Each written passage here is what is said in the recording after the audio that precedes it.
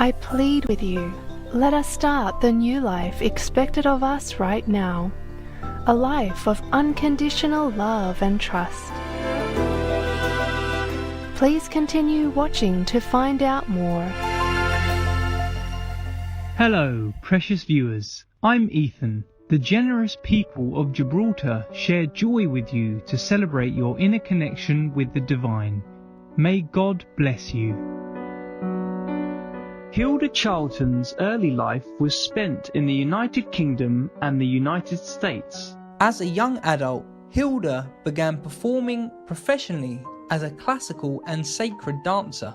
She said that performances such as the dance of Angkor Wat were intended to help awaken the divine in others.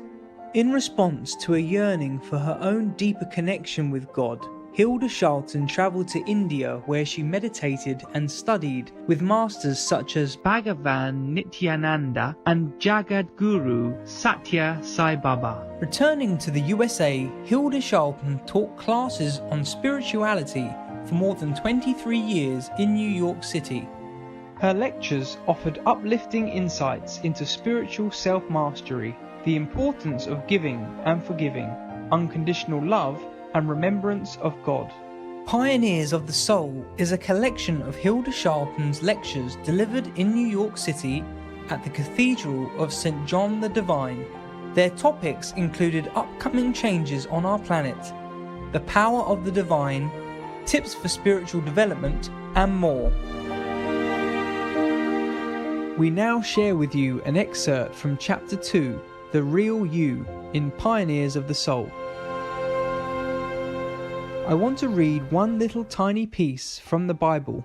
It says, I saw 4 angels standing on the 4 corners of the earth, holding the 4 winds of the earth, that the winds should not blow on the earth, nor on the sea, nor on any tree. And I saw another angel ascending from the east, having the seal of the living God.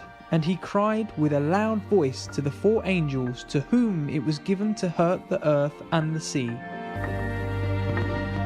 Can you see it? Angels standing in each part of our world, not asking whether we're Jewish or Christian or Hindu or anything, just angels that don't belong to any religion, standing on the 4 corners of the earth.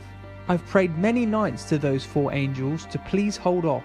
The angel with the seal of God is saying, hurt not the earth, neither the sea, nor the trees, till we have sealed the servants of our God in their foreheads. What does that mean? To me, it means hold off until we get ready. How long? We've had 6,000 years now trying to get ready. 2,000 years since Jesus' time. We've got to get ready now. The angels are not holding off any longer. They're letting go. Do you follow this? I prayed and prayed for them to hold off. Hold off until we got ready. Until we got decent. Until we got anger out of us. Until we got hate out of us, lust out of us, meanness out of us.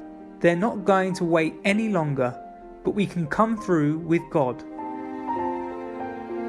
You've got to live differently. We can't live in the sloppy, rotten way we've lived. We've got to live clean and come through right.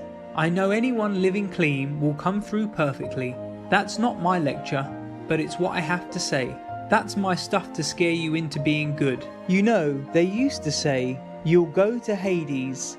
Now I just say, you'll go into the tribulation, so be good. It's a new style. The world is a wonderful place. God gave us everything we need here. And when he got through, he said, it is good. That's what it says in Genesis. The world is better than good. It is only people that are the trouble. So let's change the world back to what God intended by changing our little bit, ourselves. We are responsible for our little bit. That is your duty in this life. That is why you came down at this very, very special time as the changes lead into the millennium. It is a very, very special time, and you all chose to come down. Many people have also chosen to come down in other difficult places, like so many of the countries in Africa. They chose to come down to suffer and pay off their karma, because this is the time when they will be able to pay a lot of it off. Tell me, How can I wake you up? Not mentally, for you are awakened mentally, or you wouldn't be here. How can I awaken you deep inside to the fact that within a mere 12 or 13 years, not one item on the earth will be the same. Not education, not economics, not medicine, nothing will be the same. Nothing in the world. I plead with you, let us start the new life expected of us right now. A life of unconditional love and trust. Unconditional love is a big phrase and a big thought, but what does it really mean? Think as I talk. It means being reborn from being petty, miserable, worrying earth creatures into a peace within, a feeling of completeness. That's what unconditional love is. Being reborn from being the petty little people we've always been. Work as one who is ambitious without ambition, without worrying about the outcome. Or, as Vivekananda says, don't worry about the fruits thereof. Just do your work. God is watching you. The masters are watching you. I say to everyone that the masters of the Great White Lodge are aware of you. Everyone who takes their teaching seriously, and I repeat this in the name of Count Saint Germain and Master Hilarion, everyone who takes their teaching seriously is being watched and helped by them in these hard times. Beloveds, you can't beat this game down here. You can't beat it in your own way, particularly at this time, because God has written a script and is now having auditions for those who are to play the parts.